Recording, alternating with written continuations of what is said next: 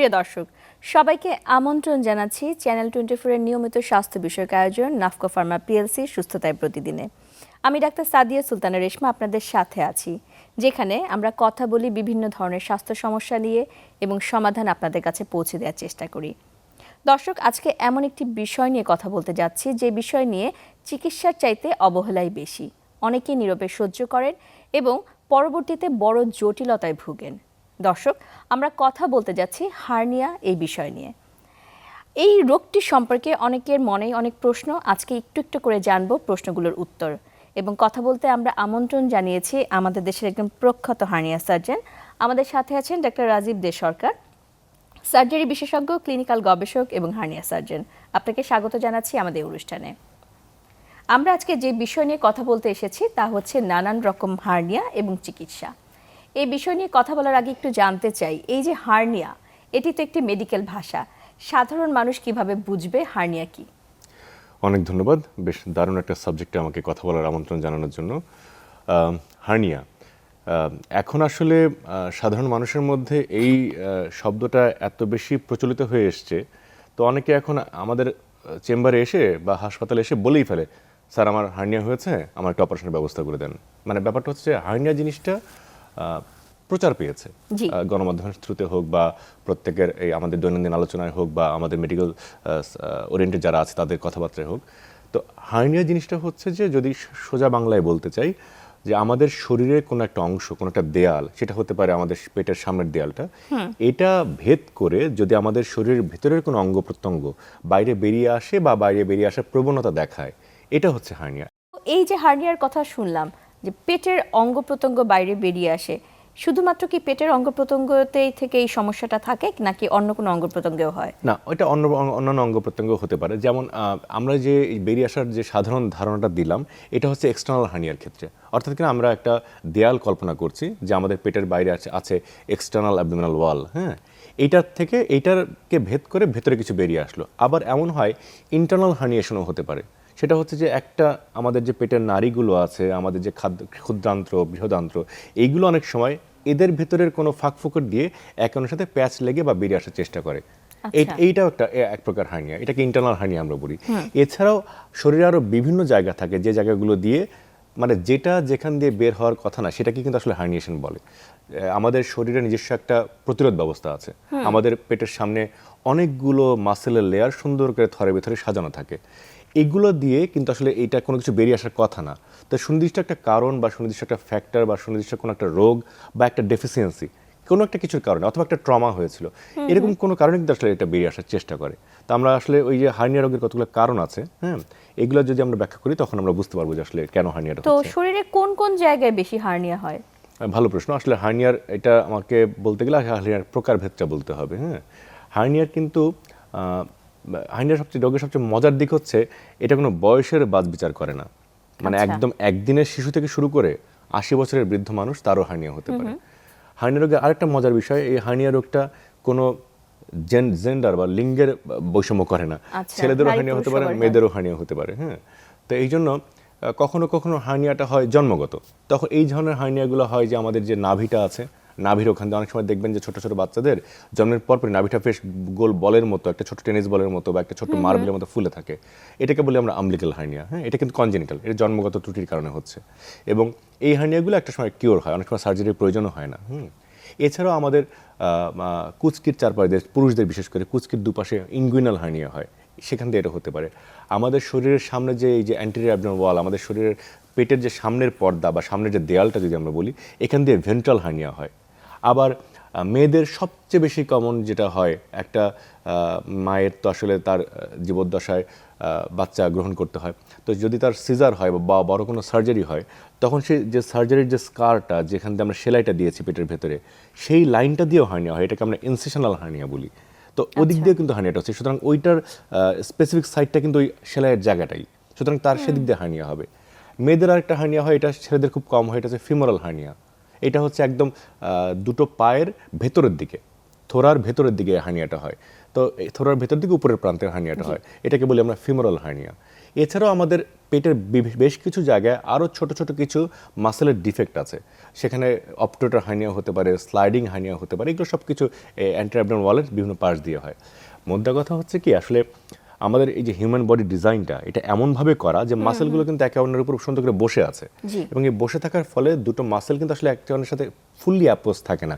একটা ছোট্ট ফুটো বা একটা ছোট্ট একটা হলো জায়গা বা একটা ডিফেক্ট এটা থাকে, কিন্তু ওই যে বললাম ডিফেক্টটা সবার শরীরে আছে, আমার শরীরেও আছে, কিন্তু আমার শরীরে ধরেন ওই ডিফেক্টটা দিয়ে ভেতরের জিনিসটা বের হয়ে আসছে না।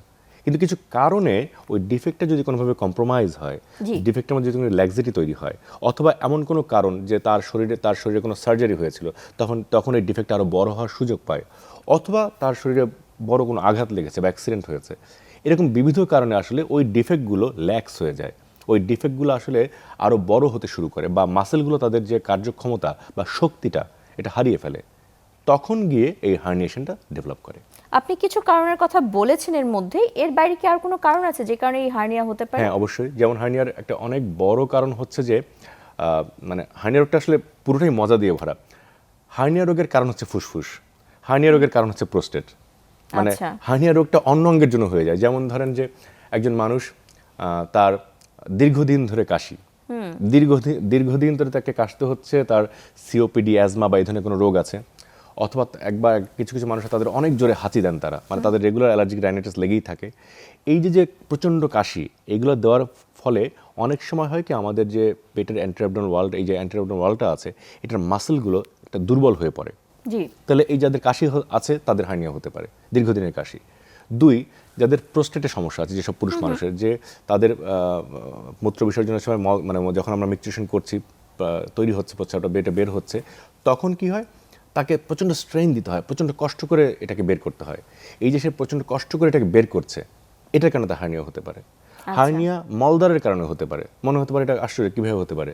যেসব মানুষ, আমার যেসব রুগীরা ক্রনিক কনস্টিপেশনে ভোগেন, যাদের খুব সহজে পায়খানা হতে চায় না, যাদের বছরের প্রায় পুরো সময়টা জুড়েই অনেক অনেক কনস্টিপেশন থাকে, তখন সে যে প্রতিদিন ওয়াশরুমে যাচ্ছে, সে কমোডে বা প্যানে বসছে, তাকে অনেক স্ট্রেন দিয়ে, অনেক কষ্ট করে, অনেক জোরে তাকে এই স্টুলটা ইভাকুয়েট করতে হচ্ছে, স্টুলটা বের করতে হচ্ছে। এইসব মানুষের কিন্তু এই যে বারবার জোর দিচ্ছে, আসল জোরটা কিন্তু পরে অ্যান্টেরিয়র অ্যাবডোমিনাল ওয়ালে, আমাদের পেটের সামনের দেয়ালটায়। তখন কি হয়, এই পেটের সামনের দেয়ালটা নিচের দিকে গিয়ে অনেক দুর্বল হয়ে পড়ে, এবং এতে করে এই হার্নিয়া ডেভেলপ করে। তাহলে ফুসফুসের জন্য হার্নিয়া হলো, মলদ্বারের জন্য হার্নিয়া হলো, প্রোস্টেটের জন্য হার্নিয়া হলো। কিছু কিছু মানুষ থাকেন যাদের জন্মগত কোলাজেন ডেফিসিয়েন্সি থাকে, অর্থাৎ তাদের যে মাসেলগুলো, সেই মাসেলগুলো জন্মগতভাবেই আসলে একটু দুর্বল প্রকৃতির, একটু নরম প্রকৃতির, একটু ল্যাক্স প্রকৃতির, তাদের হার্নিয়া হওয়ার সম্ভাবনা বেশি। কোনো মানুষ যদি তার শরীরে বড় কোনো সার্জারি হয়, যে বড় করে আমরা পেট কেটেছিলাম, যেমন সিজারের সময় কিন্তু অনেক বড় করে পেট কাটতে হয়, অনেক সময় আমরা বড় যেমন কোলেস্টেরল স্টোনের জন্য এরকম করতে হতো ল্যাপারোস্কোপি। হ্যাঁ, অবশ্যই। যখন আমরা আগের দিনে যখন ল্যাপারোস্কোপি ছিল না, তখন আমরা পেট কেটে করতাম পিত্তথলির অপারেশন, সেই অপারেশনের পরে হার্নিয়া ডেভেলপ করতো। মানে আমি শরীরে যদি বড় করে কোনো কিছু কাটি, এবং সেই সেলাইয়ের জায়গাটায় যদি একটা দুর্বলতা থেকে যায়, সেলাইটা যদি স্ট্রং না হয়, অথবা সেলাইটা একটা সময় গিয়ে শরীরের কারণেই ছেড়ে দিল, সেলাইটা দুর্বল হয়ে পড়লো, তখন সেই জায়গাটা দিয়ে হার্নিয়া হতে পারে। এছাড়াও অনেক সময় হয় যে কিছু মানুষের জন্মগত কিছু ত্রুটি থাকে, অর্থাৎ জন্মগতভাবেই তার বডি স্ট্রাকচারটা, তার শরীরের যে অ্যানাটমিক্যাল ডিজাইনটা, এই ডিজাইনটা খুব একটা স্ট্রং, স্টেবল বা আসলে হেলদি না। এসব মানুষের কিন্তু আসলে হার্নিয়া হওয়ার প্রপেন্সিটি থাকে, এগুলো বইতে বলা আছে এভাবে করেই। অনেক কারণগুলো জানলাম, এবং কারণগুলো তো শুনতে তো মনে হচ্ছে যে বেশ ভয়াবহই, কিন্তু তারপরে তো মানুষ অবহেলা করছে, অনেকেই চিকিৎসকের কাছে যাচ্ছে না। তার পিছনে একটা অন্যতম কারণ হচ্ছে অনেকে বুঝতেই পারে না যে তার সমস্যা আছে। তো এই যে বুঝতে পারছে না, তারা কিভাবে বুঝবে যে তার হার্নিয়া হতে পারে? আচ্ছা, হার্নিয়া নিয়ে আসলে আমি ভয় দেখাতে চাই না, কারণ প্রথমত হচ্ছে যে এমনিতেই আমার দেশের সাধারণ মানুষ, গ্রামের খেটে খাওয়া মানুষ, তারা এমনিতেই চিকিৎসকের শরণাপন্ন হতে চান না। তারা সেখানে একজন মানুষ বাড়ি বয়ে এসে একজন সার্জনের কাছে আসবেন, হ্যাঁ, আসলে আমি প্রথমেই হার্নিয়া নিয়ে কোনো ভয় দেখাতে চাই না। এই যে অনেকগুলো কারণের কথা বললাম, এই কারণগুলো এমন না যে থাকলেই হার্নিয়া হয়ে যাবে। আরও কিছু ফ্যাক্টর থাকে, জীবনযাত্রার প্রণালী থাকে, হ্যাঁ, যদি কেউ অনেক বেশি স্মোক করেন, তার এগুলো হওয়ার সম্ভাবনা বেশি থাকে। তো আসলে যে এই কজগুলো বা এই যে ধারণাগুলো দিলাম যে এগুলো হলে হার্নিয়া হতে পারে, এগুলো তো অনেকের মধ্যে আছে, তাদের সবার কিন্তু হার্নিয়া হবে ব্যাপারটা সেরকম না। তবে হ্যাঁ, এই প্রশ্নটা গুরুত্বপূর্ণ যে আসলে হার্নিয়া হলে তিনি কিভাবে বুঝবেন। হার্নিয়া যখনই হবে, তখন শরীরে ওই জায়গাটা ফুলে উঠবে, এটা হচ্ছে 1 নাম্বার সাইন, অর্থাৎ এই একটা জায়গায় আমার একটা সোয়েলিং হচ্ছে, ফুলে উঠছে, এবং এই ফুলে ওঠাটা তখন হবে যখন সে দৈনন্দিন কাজের মধ্যে থাকবে। আবার সে শুয়ে পড়লো, বিশ্রাম নিল, ফোলাটা ভ্যানিশ হয়ে যাবে। এটা হচ্ছে হার্নিয়ার সবচেয়ে বড় সাইন। এবং লম্বা একটা সময় যখন এই ফোলা বসে যাওয়া এই খেলাটা চলতে থাকে, একটা সময় গিয়ে ব্যথা শুরু হয়। হার্নিয়ার ব্যথাটা কিন্তু অনেক পরে আসে। এই জন্য হার্নিয়া রোগীরা খুব সহজে চিকিৎসকের শরণাপন্ন হতে চান না, ব্যথা না হওয়ার আগ পর্যন্ত। এটা হচ্ছে স্বাভাবিক। আমি তো মনে করি যে ব্যথা আছে বলে সার্জারি বিভাগ টিকে আছে, ব্যথা না থাকলে সার্জনদের কোনো কাজ থাকতো না। তো ব্যথা যখন শুরু হয় তখন তারা আসলে সার্জনের শরণাপন্ন হন বা একজন চিকিৎসকের শরণাপন্ন হন। এবং চিকিৎসক কিন্তু আসলে শুধুমাত্র দেখেই বলতে পারে এটা হার্নিয়া। আমরা হার্নিয়াটা ধরার জন্য চিকিৎসককে, একজন এমবিবিএস ডিগ্রিধারী মানুষকে কোনো বেগ পেতে হবে না, কোনো পরীক্ষা নিরীক্ষা করতে হবে না, কিচ্ছু করতে হবে না। তিনি দেখে এবং হাত দিয়ে বুঝতে পারেন এটা হার্নিয়া। আমরা বলি একটা হচ্ছে রিডিউসিবিলিটি, একটা হচ্ছে কফ ইম্পালস, অর্থাৎ হার্নিয়াটা আমরা রিডিউস করতে পারি কিনা, আর দুই হচ্ছে রোগীর কফ ইম্পালস পজিটিভ কিনা। এই দুটো জিনিস দিয়ে আমরা বলে দিতে পারি এটা হার্নিয়া হয়েছে। সুতরাং হার্নিয়াটা ধরার জন্য 1 নম্বর হচ্ছে রোগী নিজে বুঝবে তার জায়গাটা ফুলে যাচ্ছে, লম্বা একটা সময় পরে ব্যথা হচ্ছে, আবার তিনি যখন বিশ্রাম নেন তখন এটা শুয়ে পড়ে, এটা ভেতরে ঢুকে যায়। তো এটা হচ্ছে অনেক বড় একটা লক্ষণ হার্নিয়া রোগের জন্য। তো এই যে হার্নিয়ার বিভিন্ন ধরনগুলোর কথা শুনলাম এবং বিভিন্ন বয়সীদের ক্ষেত্রে বিভিন্ন ধরন হচ্ছে, সবচেয়ে বেশি কোন ধরনের হার্নিয়া আমাদের দেশে দেখা যায়? আমাদের এই প্রশ্নের উত্তর দিতে গেলে আসলে 3 ভাগে ভাগ করেই বলতে হবে। আমাদের দেশের ছোট বাচ্চাদের জন্য যে হার্নিয়ার সবচেয়ে বেশি দেখা যায় সেটা হচ্ছে আম্বিলিকাল হার্নিয়া বা প্যারাম্বিলিকাল হার্নিয়া, এবং 2 হচ্ছে ভেন্ট্রাল হার্নিয়া, 3 হচ্ছে ইনগুইনাল হার্নিয়া। বাচ্চাদের এই হার্নিয়াগুলো বেশি হয়। বয়স্ক পুরুষদের জন্য সবচেয়ে বেশি কমন হচ্ছে ইনগুইনাল হার্নিয়া, অর্থাৎ কুচকিতে যেটা হচ্ছে ইনগুইনাল হার্নিয়া। কুচকির মধ্যে এটা হচ্ছে এবং কুচকির ওই জায়গাটা ফুলে উঠছে। সে তার দৈনন্দিন জীবনে কাজে বা দৌড়ানোর সময়, খেলাধুলা করার সময় বা বসে থাকার সময় তখন এটা টের পায়। মেয়েদের ক্ষেত্রে সবচেয়ে বেশি কমন যেটা, যেহেতু আমাদের দেশের মাদের একটা সার্জারির ইতিহাস সবসময় থাকে যে তাদের কখনো না কখনো সিজারিয়ান সেকশন হয়। ওই সিজারিয়ান সেকশনের যে আমাদের সেলাইয়ের জায়গাটা, সেখান দিয়ে হার্নিয়াটা হওয়ার সবচেয়ে সম্ভাবনা বেশি থাকে। মেয়েদের দ্বিতীয় সবচেয়ে বেশি হার্নিয়া যেটা হয় সেটা হচ্ছে ফিমোরাল হার্নিয়া, যেটা আমি বললাম থোরায় হয়, থোরার ভেতরের প্রান্তে হয়। তাহলে এই যে বললাম, তাহলে ছেলেদের ক্ষেত্রে আসলে কিছু হার্নিয়া ইনগুইনাল হার্নিয়া বেশি হচ্ছে, আর মেয়েদের ক্ষেত্রে আসলে ইনসিশনাল হার্নিয়াটা বেশি হচ্ছে। এই যে বাচ্চাদের ক্ষেত্রে ইনগুইনাল হার্নিয়া হচ্ছে, বয়স্কদের ক্ষেত্রে হচ্ছে, দুটি কি একই কারণেই হয়? না, দুটো একই কারণে হয় না। বাচ্চাদের যে ইনগুইনাল হার্নিয়াটা, এই হার্নিয়াটা পুরোটাই কনজেনিটাল। এটা একটা জন্মগত ত্রুটির কারণে হয়েছে। এবং এই জন্মগত ত্রুটিটা তার শরীরে আগের থেকেই ছিল। তার হয়তো শরীরে একটা কোলাজেন ডিজিজ আছে, অথবা তার বেসিক স্ট্রাকচারাল ডিজাইন অ্যাবনর্মালিটি একটা আছে। তো এটা তার জন্মগত ত্রুটি, এবং এইটাকে কিন্তু আসলে আমি বলতে পারবো না যে তার সে আগের মতো প্রোস্টেট, লাংস বা এইসব কারণে তার হার্নিয়াটা হয়েছে। এই কারণটা আসলে অবিদিত, কারণ আমি তো আসলে কোনো টেস্ট করছি না বাচ্চাদের ক্ষেত্রে।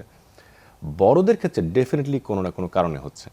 বড়দের যে ইনগুইনাল হার্নিয়াটা, একটা মধ্যবয়স্ক মানুষ, 40, 45, 50 অথবা 60, 70, 80 একজন বৃদ্ধ মানুষ, এদের প্রত্যেকের হার্নিয়া হওয়ার পেছনে ডেফিনেটলি একটা কজ থাকবে। হয় তার হিস্ট্রি নিলে আমরা জানতে পারবো তার কোষ্ঠকাঠিন্য আছে প্রচণ্ড, অথবা তিনি প্রচণ্ড কাশেন, অথবা তার প্রস্রাব করতে গিয়ে প্রচণ্ড বেগ দিতে হয়, অথবা তার কোনো সার্জারি হয়েছিল। এমন হতে পারে তার কোনো এই পাশের হার্নিয়া সার্জারি হয়েছিল, এখন আবার আরেক পাশ দিয়ে হার্নিয়া হয়েছে, আমরা রিকারেন্ট হার্নিয়া বলি এটাকে। তো বয়স্কদের ক্ষেত্রে ডেফিনেটলি কোনো না কোনো কারণ থাকবে। আবার আপনি বলছিলেন যে বাচ্চাদের ক্ষেত্রে নাভির হার্নিয়া হয়, তো এই যে নাভির হার্নিয়া বা জন্মগত কারণে হচ্ছে, এই ক্ষেত্রে একটু জানতে চাই, এটি কি খুব জটিল কোনো অবস্থা তৈরি করতে পারে কিনা? নাভির হার্নিয়া যেটা কনজেনিটাল, এটাকে আমরা কনজেনিটাল আম্বিলিকাল হার্নিয়া বলি, এটা আসলে জটিল পরিস্থিতি তৈরি করে না। এটি সবচেয়ে মজার জিনিস যে এইটা আসলে, যেহেতু আমি প্রথমে শুরু করলাম যে এটা একটা কনজেনিটাল থিং, জন্মগত ত্রুটি, এবং একটা বেসিক স্ট্রাকচারাল অ্যাবনর্মালিটি থেকে এটা হয়। বাচ্চাদের তো আসলে শরীরটা বড় হতে থাকে, বা একটা বাচ্চা ওজন বাড়ে, শরীর বড় হয়। বাচ্চা যখন জন্ম হয় তখন তার ফ্যাটের পরিমাণ বেশি থাকে, আস্তে আস্তে ফ্যাটটা কমতে শুরু করে, মাসেলগুলো আস্তে আস্তে আরও বড় হয়, মজবুত হয়। একটা সময় গিয়ে আম্বিলিকাল হার্নিয়াটা আস্তে আস্তে কমতে শুরু করে। এই জন্য বাচ্চাদের যখন আম্বিলিকাল হার্নিয়া হয় আমরা বুঝতে পারি যে এটা কনজেনিটাল হার্নিয়া। আমরা প্রথমেই যে তাকে অপারেশনের কথা বলি সেটা না, আমরা এটাকে বলি ওয়াচফুল অবজারভেশন, যে বাচ্চাদের দিকে খেয়াল রাখতে হবে এটা পরবর্তী কোনো খারাপের দিকে যায় কিনা। এবং একই সাথে আমরা বলি যে যদি কোনো সমস্যা দেখা দেয়, যে বাচ্চার প্রচণ্ড পেট ফুলে গেছে, আটকে গেছে, বা বাচ্চা খাওয়া দাওয়া করে, তাহলে আমাদের হাসপাতালে নিয়ে আসবেন।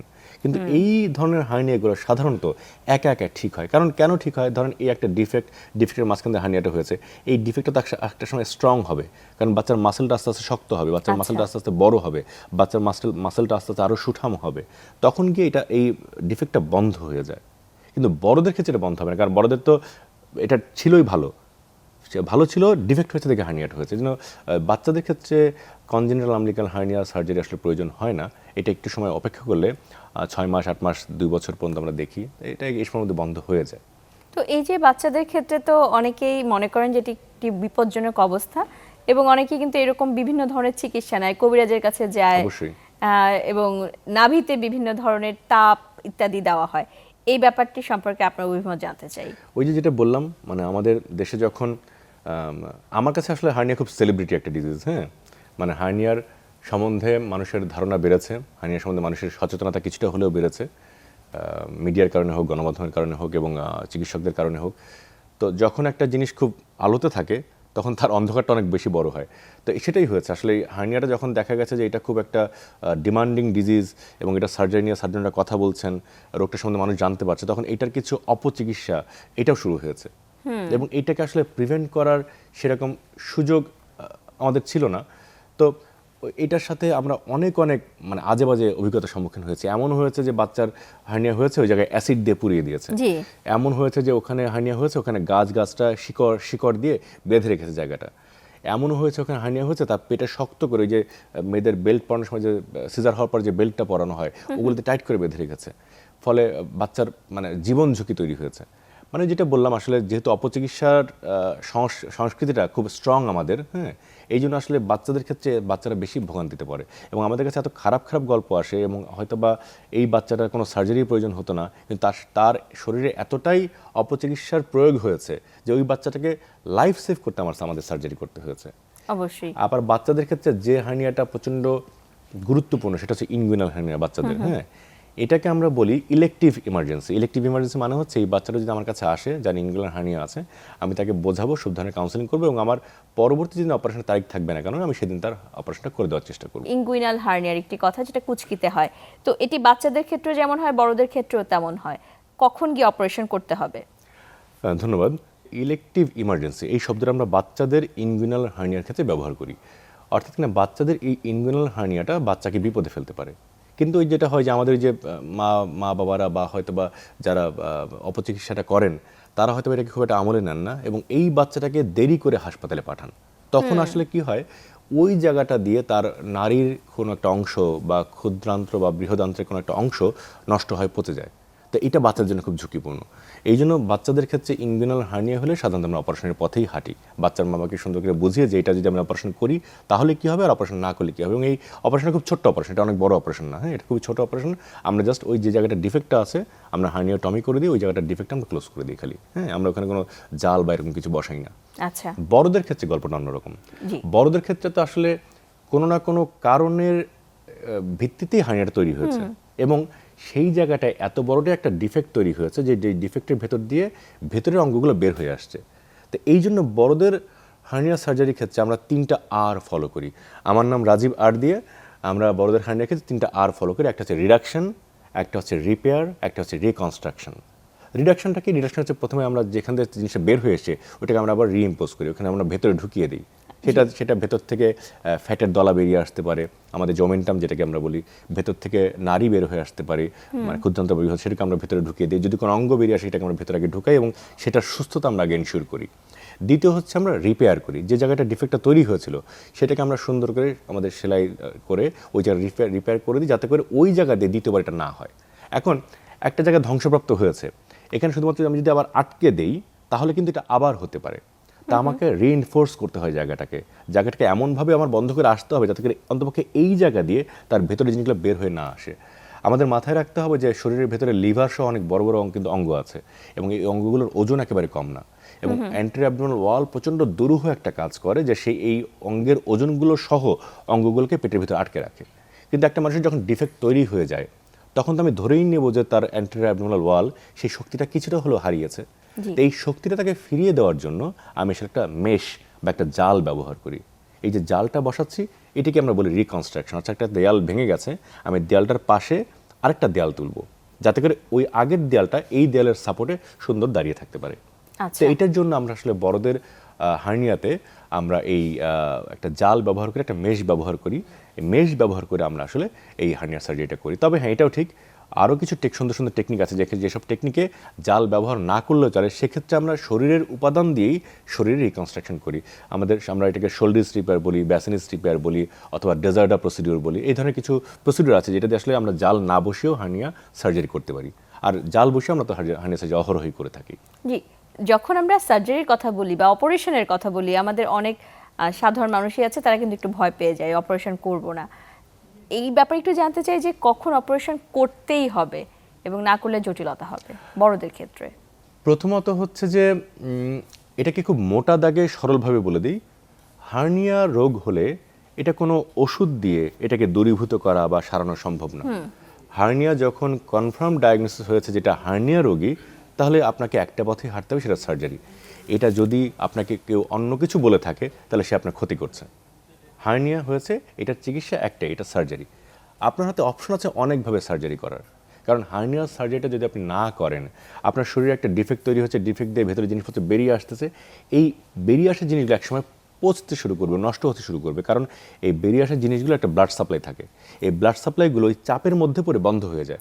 আমরা তখন সেটাকে অবস্ট্রাক্টেড হার্নিয়া বলি। বন্ধ হয়ে যদি একটা জায়গাটা পচন ধরে যায়, তখন আমরা সেটাকে স্ট্র্যাঙ্গুলেটেড হার্নিয়া বলি। এই দুটোই প্রচণ্ড জীবনঘাতী একটা রোগ বা জীবনঘাতী একটা শারীরিক অবস্থা, এবং এসব ক্ষেত্রে তখন আমরা হার্নিয়া নিয়ে ভাবি না, তখন রোগীর জীবন বাঁচানো নিয়ে ভাবি। এবং সেক্ষেত্রে রোগীকে তখন একটা ছোট সার্জারি থাকে না, তখন একটা অনেক বড় সার্জারি হয়ে যায়, এবং রোগীকে বাঁচাতে গিয়েও সার্জনকে অনেক বেগ পেতে হয়। সুতরাং হার্নিয়া হলে কখন সার্জারি করতে হবে, এটা হচ্ছে হার্নিয়া হয়ে যদি ডায়াগনোসিস হয়ে যায়, তখন আপনার সার্জন বলা মাত্রই আপনাকে সার্জারি করতে হবে। মানে বুঝতে পারলেই চিকিৎসকের কাছে যাওয়াটা প্রয়োজন। তো আমরা তো শুনলাম ইঙ্গুইনাল হার্নিয়া নিয়ে বা কুচকির হার্নিয়া নিয়ে। নারীদের ক্ষেত্রে আপনি বলছিলেন যে আরেক ধরনের হার্নিয়া বেশি হয়, ফিমোরাল হার্নিয়া। তো এই ব্যাপারে একটু জানতে চাই। ফিমোরাল হার্নিয়াটা মেয়েদের, যেটা বললাম, আমাদের মেয়েদের থোড়ার উপরের দিকে, থাইয়ের যে ভেতরের প্রান্তটা, এই জায়গাটায় বেশি হয়। এইটা হওয়ার পিছনের মূল কারণ হচ্ছে যে ফিমেল হিউম্যান বডির যে স্ট্রাকচারাল ডিজাইন, সেটার কিছু ত্রুটি, এবং অনেক সময় আরও কিছু আমরা যে ফ্যাক্টরগুলোর কথা বললাম সেই ফ্যাক্টরগুলো দায়ী হতে পারে। কিন্তু আসলে মেয়েদের ক্ষেত্রে সবচেয়ে ভয়ের যেটা কথা, সবচেয়ে ঝুঁকির যেটা কথা, সেটা হচ্ছে ইনসিশনাল হার্নিয়াটা, এবং যেটা রোগীর সংখ্যায় বেশি। প্রথমে যেটা বললাম, কারণ ইনসিশনাল হার্নিয়াটা হচ্ছে সেই জায়গাটায় যেখানে তার ইতিপূর্বে একটা সার্জারি হয়েছে, তার ইতিপূর্বে ওখানে একটা ট্রমা হয়েছে, ইতিপূর্বে এই জায়গাটা একটা আমরা আঁচড় কেটেছি। তো এই যে আমরা আঁচড়টা কেটেছি, একটা ইনসিশন যে দিয়েছি, এই জায়গাটা সেলাই করতে হয়েছে, এই জায়গাটা আমরা মাসেল সেলাই দিয়েছি, ভেতরে পর্দা সেলাই দিয়েছি, ফ্যাটের মধ্যে সেলাই দিয়েছি, এবং চামড়া সেলাই দিয়েছি। এই যে একাধিক লেয়ারের সেলাই, এই সেলাইগুলো অনেক সময় বিদ্রোহ করে বসে, এই সেলাইগুলো অনেক সময় টেকে না, বা এই সেলাইগুলো অনেক সময় রোগীর ওজন বাড়ার কারণে হোক, রোগীর অপুষ্টির কারণে হোক, নানাবিধ কারণে, এবং ওই যে আমরা হার্নিয়ার হওয়ার যে ফ্যাক্টরগুলো বললাম, সেই ফ্যাক্টরগুলো এখানে জড়িত থাকবে। এগুলোর কারণে এই সেলাইগুলো দুর্বল হতে শুরু করে। তো দুর্বল যখন হয়ে যায়, তখন এইটা একটা জীবনঘাতী সমস্যার রূপ নেয়। কারণ এই যে সেলাইটা, এটা তো একটা একটা করে যখন খুলতে শুরু করলে সবগুলোই খুলে যায়। একটা লুঙ্গি বা গামছা যখন একটা ফুটো তৈরি হয়, তখন আস্তে আস্তে ওই লুঙ্গি গামছাটা ব্যবহার করতে থাকলে ওই ফুটোটা আস্তে বড় হতে শুরু করে। আমরা বাসাতে এটা রেগুলারই দেখি, তাই না? এই একই প্রিন্সিপাল কিন্তু এটার ক্ষেত্রে প্রযোজ্য। যখন একটু হার্নিয়া হয়ে গেল, তখন কী হবে, পুরো সেলাইয়ের জায়গাটা ধরেই কিন্তু একসময় আস্তে আস্তে খুলে খুলে যাবে, এবং তখন তার শরীরের ভেতরের যে অঙ্গ প্রত্যঙ্গগুলো আছে, ক্ষুদ্রান্ত্র, বৃহদান্ত্র, আমাদের ইন্টেস্টাইন যেগুলোকে আমরা বলি, আমাদের অঙ্গগুলো যেগুলোকে বলি, ভেতরে আরও যা যা আছে, ওমেন্টাম আছে, ফ্যাটের দলা আছে, এগুলো সব বাইরে বেরিয়ে আসবে, এবং তখন প্রচণ্ড অস্বস্তিকর একটা পরিবেশ তৈরি হয়। রোগীর শ্বাসকষ্ট শুরু হয়, রোগী প্রচণ্ড ব্যথা ছটফট করে, এবং রোগীকে জীবন বাঁচানোর তাগিদে হাসপাতালে ভর্তি করতে হয়। তো আসলে এই মেয়েদের জন্য ইনসিশনাল হার্নিয়াটা ভয়াবহ আকার ধারণ করে। এই জন্য আসলে ইনসিশনাল হার্নিয়ায় দেরি না করে দ্রুতই আসলে সার্জারির পথে হাঁটাটা বুদ্ধিমানের কাজ। তো এই যে আপনি যে কথাগুলো বলছেন যে এই ক্ষেত্রে জীবনঘাতী অবস্থা তৈরি করতে পারে, কিন্তু আমাদের দেশের মানুষ বা যে কোনো মানুষই আসলে ব্যথা না হওয়া পর্যন্ত চিকিৎসকের কাছে যেতে চায় না। তাহলে যদি ব্যথা না হয়, কোন অবস্থায় যাওয়াটা উচিত বলে আপনি মনে করেন? প্রথম কথা হচ্ছে, ব্যথার হার্নিয়া রোগের হয়েছে আমার, বা আমি টের পাচ্ছি যে একটা জায়গায় ফুলে যাচ্ছে, এটাকে ব্যথার স্তর পর্যন্ত না নেওয়াটাই ভালো কাজ।